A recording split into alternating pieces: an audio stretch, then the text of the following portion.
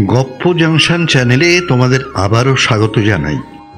আচ্ছা, ছোটবেলায় মা বা ঠাকুমার কাছে তোমরাও নিশ্চয়ই আমার মতো শুনে থাকবে যে সন্তানের সঙ্গে মায়ের নাড়ির যোগ আছে। নাড়ির যোগ মানে কি? সন্তানের জন্ম মায়ের নাড়ি কেটে হয় বলে, তাই তো?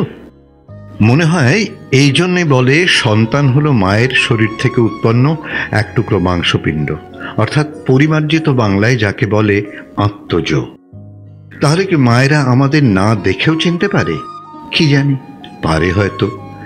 আসলে মায়েরা মুখে কিছু না বললেও সব কিছু বুঝতে পারে। নিশ্চয়ই ভাবছো আজ আমি আবার এসব নিয়ে পড়লাম কেন।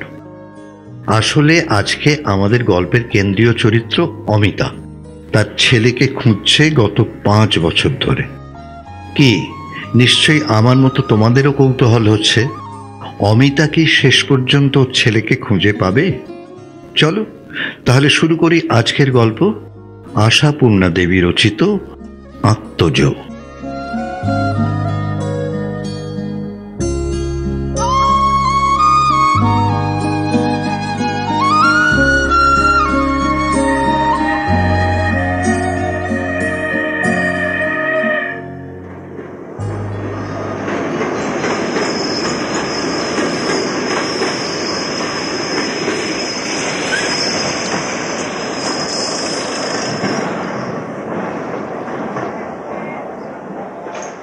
ট্রেন থেকে নেমে প্ল্যাটফর্মে পা দিতেই নতুন করে বুকটা আর একবার তোলপাড় করে উঠল, যেমন তোলপাড় করেছিল গতকাল অনাথ আশ্রমের অধ্যক্ষের চিঠিখানা পেয়ে।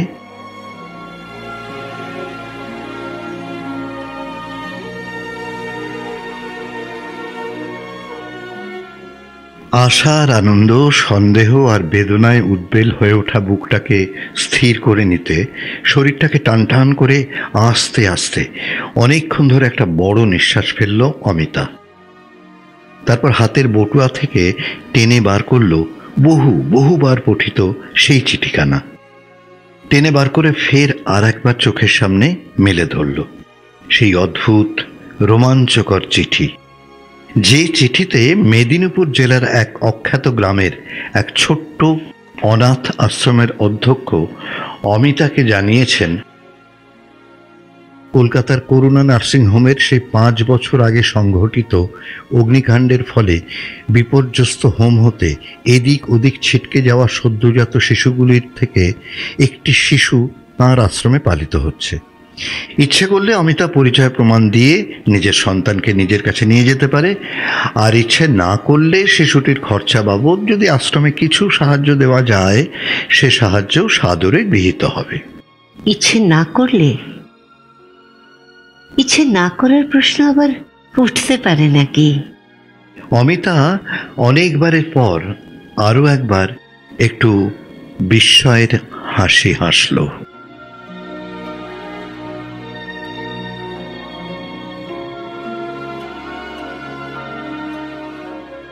নার্সিংহোমের সে অগ্নিকাণ্ডের দিনের কথা আর একবার স্মরণ করল অমিতা, করে লক্ষ লক্ষ বারের পর এই আরও একবার শিউরে উঠল।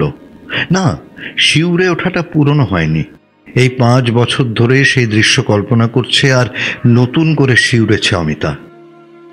আর এই 5 বছর ধরে কিভাবে অমিতা পৃথিবীর ঝড়ের মুখে হারিয়ে যাওয়া একটি সদ্যজাত শিশুকে খুঁজে বেরিয়েছে, সে এক আশ্চর্য বিরাট কাহিনী। কিন্তু সে কাহিনী থাক, আজকের কাহিনী হচ্ছে নার্সিংহোম থেকে হারিয়ে যাওয়া সেই ছোট্ট মাংসপিণ্ডটুকুর সন্ধান এতদিনে পেয়েছে অমিতা, যে মাংসটুকু তার নিজের দেহের একাংশ, আর যার অস্থিতে, মজ্জাতে, অবয়বে, আকৃতিতে প্রণবেন্দুর অস্তিত্বের স্বাক্ষর। হ্যাঁ, প্রণবেন্দু। বুকটা মুচড়ে আর একটা নিঃশ্বাস পড়ল অমিতার।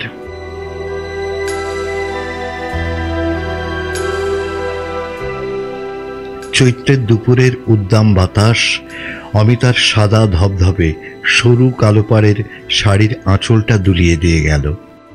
সে বাতাসের সামনের ওই রুক্ষ কাকুরের সরু পথটার মতোই তার রুক্ষ সিঁথিটার দুপাশের চুলকটা উড়ল এলোমেলো ভাবে। চিঠিখানা ফের ভাঁজ করে বটুয়ার মধ্যে পুরে নিল অমিতা। প্রথম 2 বছর তারা দুজনে মিলে খুঁজেছে। হ্যাঁ, প্রণবেন্দু আর অমিতা। সম্ভব অসম্ভব অজস্র জায়গায় অমিতা পাঠিয়েছে প্রণবেন্দুকে, চিঠি লিখিয়েছে কোথায় না কোথায়। তারপর একদিন শেষ হয়েছে সে অধ্যায়। পরবর্তী 3 বছর ধরে চলছে অমিতার একক সাধনা। তুচ্ছ একজনের তুচ্ছ একটি কথার উপর নির্ভর নার্সিংহোমের একটা জমাদারনি বলেছিল অমিতাকে, বাচ্চাদের ঘরের সেই আকস্মিক অগ্নিকাণ্ডের সময় সে যখন দিশাহারা হয়ে ছুটোছুটি করছিল, তখন নিজের চোখে দেখেছে নার্স মিসেস বিশ্বাসকে ছুটে পালাতে একটি বাচ্চাকে নিয়ে। বাচ্চাটা অমিতারই, জমাদারনি জানে। কিন্তু অমিতারা যখন খোঁজ পেল তখন নার্স মিসেস বিশ্বাস তো মারাই গেছেন। আগুনে ঝলসে যাওয়ার ফলেই মারা গেছেন ওই হাসপাতালে। বাচ্চাটা না, কেউ তার সন্ধান জানে না।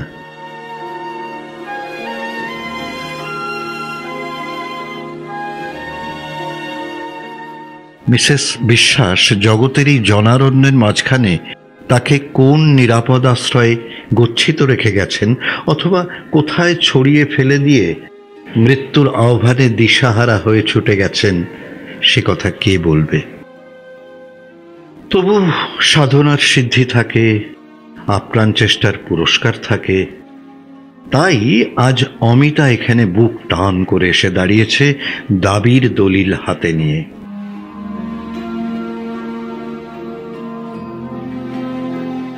স্টেশন থেকে বেরিয়ে খানিকটা যেতেই আশ্রমের অধ্যক্ষ নির্দেশিত লাল রঙের বাড়িখানা চোখে পড়ল, আর আরও একটু এগোতেই তার সাদা রঙের কাঠের গেটটা। গেটের ভিতর ফুলের বাগান, রোদে খাঁ খাঁ করছে, তবু বোঝা যাচ্ছে সবটা মিলে যেন আঁকা ছবির মতো এক মনোরম পরিবেশ। প্রিয় পরিজনহীন অনাথ শিশুদের জন্য এটুকু বাড়তি আয়োজন দেখে মানুষের মানবিকতার প্রতি নতুন করে শ্রদ্ধা আসে। গেটের ফাঁকে হাত গলিয়ে ছিটকিনিটা খুলে ফেলে গেট ঠেলে ঢুকে পড়ল অমিতা। আর ঢুকেই বুঝি থতমত খেল। মানুষের প্রতি শ্রদ্ধা কি একটু কমেই গেল অমিতার? মনে হলো কি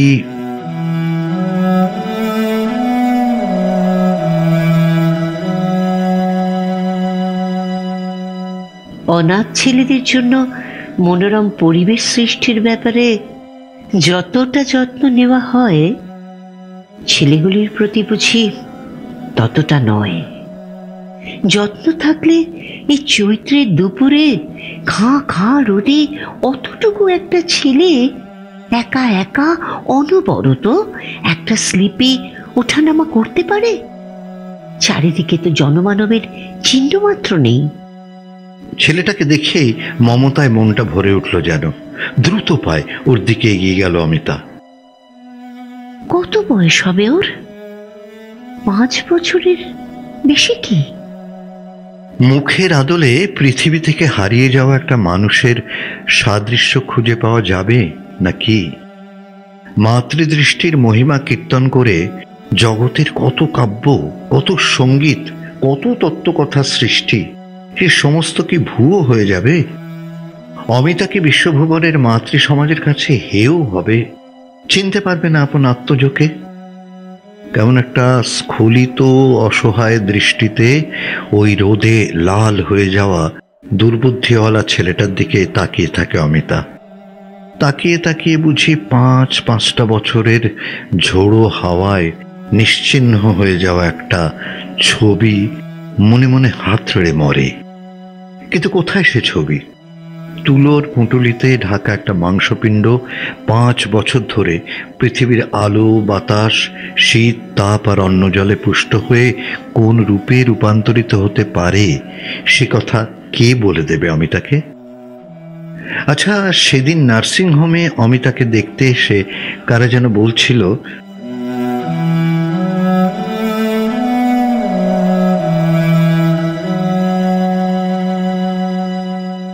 চাঁদের মতো মানে কি? খুব ফর্সা। এই ছেলেটাকে কি চাঁদের মতো বলা যায়? তাহলে শ্যামলা রং কাকে বলে?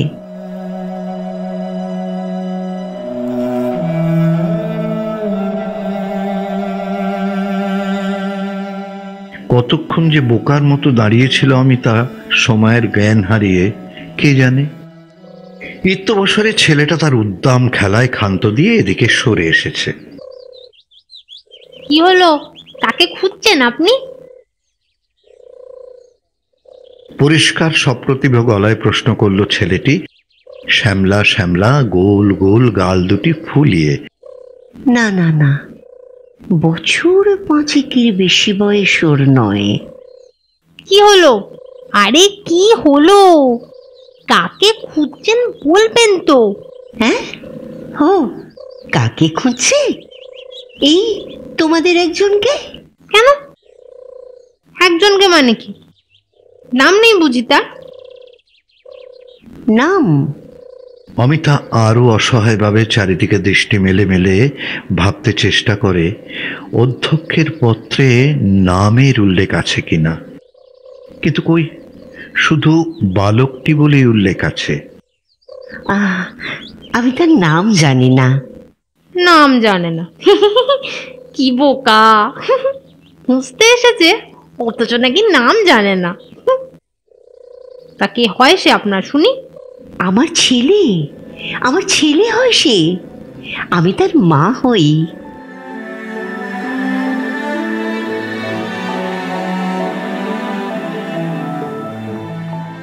ব্যাকুলভাবে ছেলেটির কাঁধে হাত রাখে অমিতা। ছেলেটা অবিশ্বাসের হাসি হাসে। ধ্যাৎ, আমরা তো ওর ফ্যান্স। আমাদের বুঝি বাবা মা থাকে? থাকে, কারো কারো থাকে। এখানে যে একটি ফর্সা ছেলে থাকে, আমি তার মা হই। চেনো না তাকে? খুব ফর্সা। খুব ফর্সা? খুব ফর্সা তো বিজয়। বিজয় নামটা মনের সঙ্গে খাপ খায় না কেন? অমিতা বুঝি ভুলে যায় এখানে একটা অফিস ঘর আছে, সেখানে ভারপ্রাপ্ত ব্যক্তিও অবশ্য কেউ না কেউ আছে, তাই এই ছোট্ট ছেলেটার কাছেই তথ্য সংগ্রহ করতে চায়। বিজয় কি মানে পদবী কি? পদবী? ছেলেটা তার সেই বিদ্যুৎ ছিটকানো মুখে বিস্ময়ের কুঞ্চন রেখা আনে। পদবী মানে কি? মানে আর কি বুঝছো না? এই যেমন ধরো, তোমাদের ফাদারের নাম চক্রবর্তী, মানে জীবন কৃষ্ণ চক্রবর্তী। কি ঠিক বললাম তো, তাই না? হতে পারে। ছেলেটা এবার ঘন ঘন চঞ্চল চোখে রোদে পোড়া স্লিপটার দিকে তাকাতে থাকে। ভাবটা যেন ছুট মারতে পারলেই বাঁচি। তবু ভদ্রতাবোধের শিক্ষা আছে, তাই দ্রুত গলায় বলে, আমরা সবাই তো দাস, অরফ্যান্সদের তো তাই নিয়ম। আপনি ওই বাড়িতে ঢুকে যান না, ওখানে বিজয় আছে। অমিতার কেন ওকে ছাড়তে ইচ্ছে করে না, কেন দুটি ব্যগ্র বাহুর মধ্যে জড়িয়ে ধরতে ইচ্ছে করে ওকে, সাহস হয় না, তাই জড়াতে চায় কথার পাখে। কথার জালে কি ধরা যাবে কোন অজ্ঞাত রহস্য? আচ্ছা, অনাথ আশ্রমে মানুষ হলে চাঁদের মতো ছেলে কি আর চাঁদের মতোই থাকে?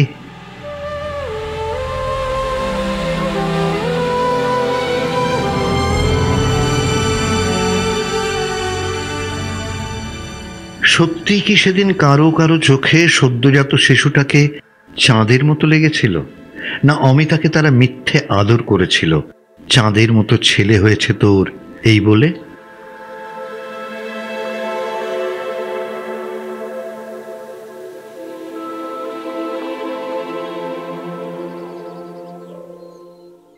এত রোদে খেলা করছো কেন তুমি? হ্যাঁ, রোদে না হলে স্লিপ চড়বো কি করে শুনি? তুমি যেমন বোকা, বিকাল হলে ওরা সবাই চলে আসবে না, তাহলে তো আমার 50 বার আর ওটা নামাই করা হবে না। 50 বার? কেন 50 বার ওঠানামা করবে কেন তুমি? করবো না মানে? কেন করবো না? বেশ মজা তো, আহ্লাদ বুঝি। হেরে যাবো বুঝি আমি? কেন, বিমল করেনি কালকে? কথার খাঁজে খাঁজে চোখে মুখে ঠিকরে ঠিকরে ওঠে প্রাণীর প্রাচুর্য, বুদ্ধির দীপ্তি। কিন্তু এই মুখে প্রণবেন্দুর মুখের সাদৃশ্য কোথায়? অমিতা সচেতন করে নেয় নিজেকে, বলে, আচ্ছা, 50 বার হতে আর কত বাকি আছে? আরো 13 বার। ও মা, গুনতেও পারো তুমি? না পারলে ছাড়বে বুঝি সিস্টার? মাথা ঠুকে দেবে না? কি বলছো? মাথা ঠুকে দেবে? সে কি? বাহ, তা দেবে না কেন? আমি পড়া পারবো না আর সিস্টার বুঝি আমাকে আদর করবে? তুমি না বড্ড বোকা। যাও না, যাও বাড়ির মধ্যে যাও তো, ওখানেই তোমার ছেলে আছে। শুধু শুধু আমার খেলাটাকে খারাপ করে দিলে। দেখ, যাও তো যাও। আচ্ছা, যাবে যাবে। শোনো না, তুমিও চলো না বাড়ির মধ্যে, বিজয়কে চিনিয়ে দেবে। আমি তো চিনি না। চেনো না মানে কি? চালাকি বুঝি? এই যে বললে তুমি নাকি বিজয়ের মা হও, আর বিজয়কে চেনো না? আহা, মা তো হই, কিন্তু চিনি না যে। এমনও তো হতে পারে, হয়তো বিজয়ের মা নই আমি, তোমারই মা।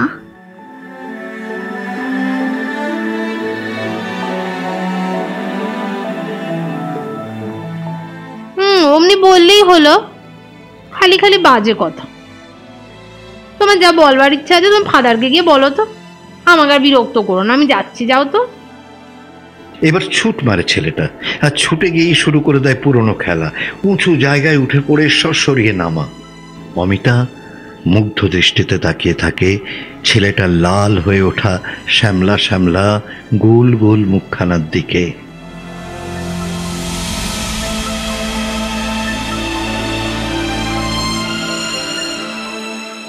আচ্ছা, তোমাদের এই সব নাম কে দিল?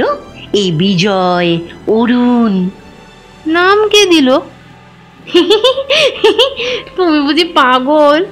নাম আবার বুঝি দেওয়ার জিনিস? নাম তো এমনি থাকে। ও হ্যাঁ, তাও তো বটে। হ্যাঁ, আচ্ছা, তোমাদের ফাদার কোথায় থাকেন? কোথায় আবার থাকবেন? আপিস ঘরে থাকেন। যাও না, যাও, তুমি ফাদারকে জ্বালাতন করবে। যাও। ঠিক আছে ঠিক আছে ঠিক আছে, তাই যাই। উনি বকবেন না তো? বকতেও পারেন, উনি তো সবাইকেই বকেন। সবাইকে বকেন? তোমাকেও বকেন? বাবা, কি বুদ্ধি তোমার! দুষ্টুমি করলে বুঝি ছেড়ে দেবে আমাকে? আমি বুঝি আহ্লাদের রাজা? আর বকতে পারি না বাবা তোমার সঙ্গে। যাও তো, যাও। আহা, লক্ষ্মী ছেলে, সোনা ছেলে, এত রোদে থেকো না, চলে এসো বাড়ির মধ্যে। কেন? আমি রোদে থাকলে তোমার কি? তুমি তো আর আমার মা নও, তুমি তো বিজয়ের মা।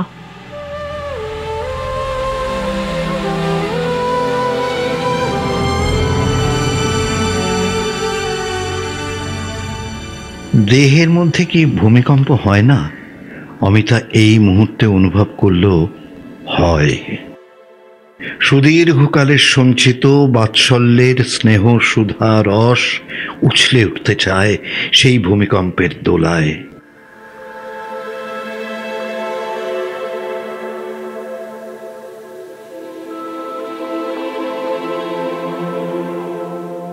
নিশ্চয়ই নিশ্চয়ই এই সে, নইলে কেন এমন হবে? আচ্ছা থাক, আর দেরি নয়। দাবির পত্র পেশ করে এই মুহূর্তে লুঠে নিয়ে যাবে অমিতা নিজের সম্পত্তি। ভাঁজ পড়া ময়লা হয়ে যাওয়া একখানা কাগজ এগিয়ে দিলেন অধ্যক্ষ। এই সেই চিঠি, যে চিঠি নার্স মিসেস বিশ্বাসের পাশের ফ্ল্যাটের এক ভদ্রমহিলা লিখেছিলেন আশ্রমের অধ্যক্ষকে। মাস কয়েক পর্যন্ত শিশুটিকে পালন করেছিলেন তিনি, তারপর নিজের অক্ষমতা জানিয়ে অনাথ আশ্রমে শরণাপন্ন হয়েছিলেন। ছেলেটির পরিচয় তিনি জানেন না, তবে করুণাময়ী নার্সিংহোমের অগ্নিকাণ্ডের কথা উল্লেখ ছিল, আর উল্লেখ ছিল নার্স মিসেস বিশ্বাসের কথা।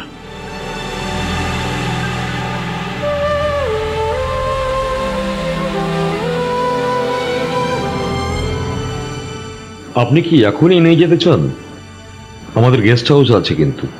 না না, থাকবার জো নেই, আমায় এক্ষুনি ফিরতে হবে। আচ্ছা, তাহলে আনাই ছেলেটিকে। আপনার ছেলেটি, বুঝলেন, আমার হোমের সেরা ছেলে। বুকের মধ্যে এই কি তোলপাড় অমিতার! জগতের মাতৃ সমাজের কাছে মুখ রক্ষা হবার আনন্দে?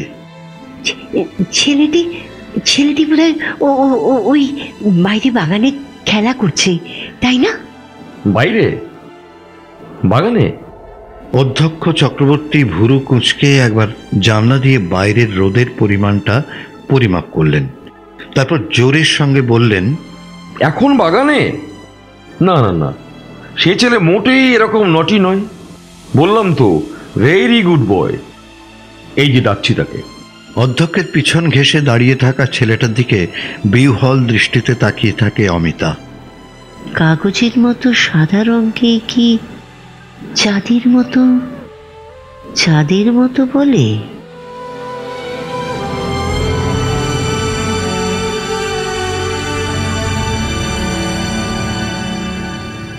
লেশমাত্র বুদ্ধির ছাপহীন মুখের মধ্যে একটা আঙুল পুরে ভীতু ভীতু চোখে তাকিয়ে আছে ছেলেটা। তার বড় মাথা আর রোগা দেহটার গায়ে সেই কাগজ সাদা রংটা চড়িয়ে। এই যে বিজয়, ইনি তোমার মা, বুঝলে? ইনি তোমাকে নিয়ে যাবেন ওর কাছে। কেমন, যাবে তো?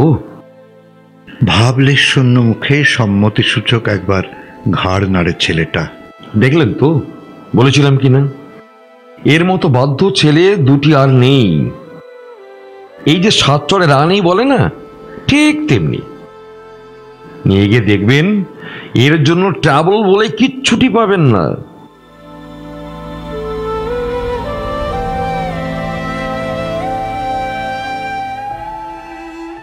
কিন্তু অত বড় আশ্বাসেও অমিতার মুখে কথা নেই কেন? ও কি বুঝতে পারছে না যে এই দীর্ঘদিনের সাধনার সিদ্ধি আজ ও হাতে পেয়েছে? নাকি কি পেল আর কি পেল না তার হিসেব কষতে ভুলে গেছে? নইলে এমন পরম প্রাপ্তির মুহূর্তে অমন লোকসান লোকসান মুখে জ্বরের মতো বসে আছে কেন? ডাকুন মিসেস দত্ত, একে কাছে ডাকুন। যাও বিজয়, তোমার মাকে একটু আদর করো গে। তুমি আজ একটি শ্রেষ্ঠ ভাগ্যবান ব্যক্তি। বোধ করি নিজের শ্রেষ্ঠ ভাগ্যের স্পর্শ নিতেই কলের পুতুলের মতো এগিয়ে আসে বিজয়, আর দম দেওয়া যন্ত্রের মতোই অমিতার হাতের উপর একটু হাত বুলিয়ে দিয়ে দাঁড়িয়ে থাকে একেবারে নিশ্চল হয়ে। কিন্তু অমিতাও কি হঠাৎ কলের পুতুল হয়ে গেল? নইলে অমন ভাবশূন্য মুখে দুহাত তুলে নমস্কার করছে কেন চক্রবর্তীকে? কেন এমন ঠান্ডা গলায় মামুলি ধন্যবাদ জানাচ্ছে তাকে? আচ্ছা আচ্ছা, নমস্কার, অনেক ধন্যবাদ আপনাকে। কথা হচ্ছে, একে স্টেশন অবধি পৌঁছে দেবার জন্য একজন লোক চাই।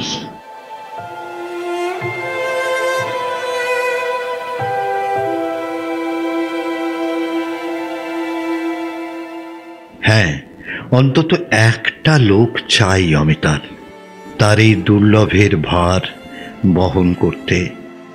অঙ্কের প্রশ্নটা বারবার মস্তিষ্কের কোষে কোষে আঘাত হানছে। সন্তানকে যে মানুষ ভালোবাসে, সে কি শুধু তার আত্মজ বলি, আপন দেহের একাংশ বলি, নাকি সে শুধু অভ্যাসের ফল, নাকি সে শুধু সঙ্গ সান্নিধ্যের এক আশ্চর্য প্রতিক্রিয়া?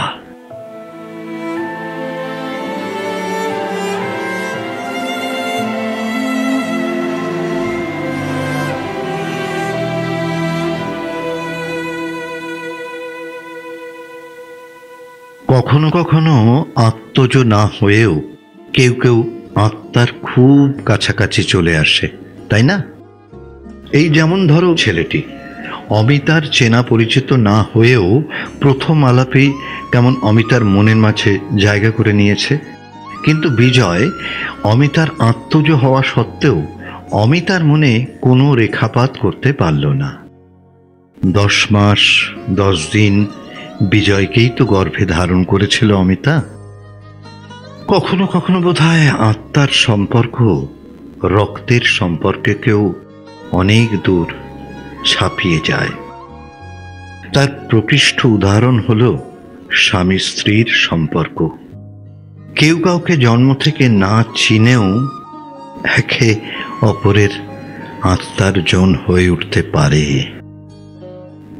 এই দেখো, তোমরা আবার ইমোশনাল হয়ে সাবস্ক্রাইব বাটনটা ক্লিক করতে ভুলে যেও না। তাহলে ফিরে আসছি আগামী সপ্তাহে।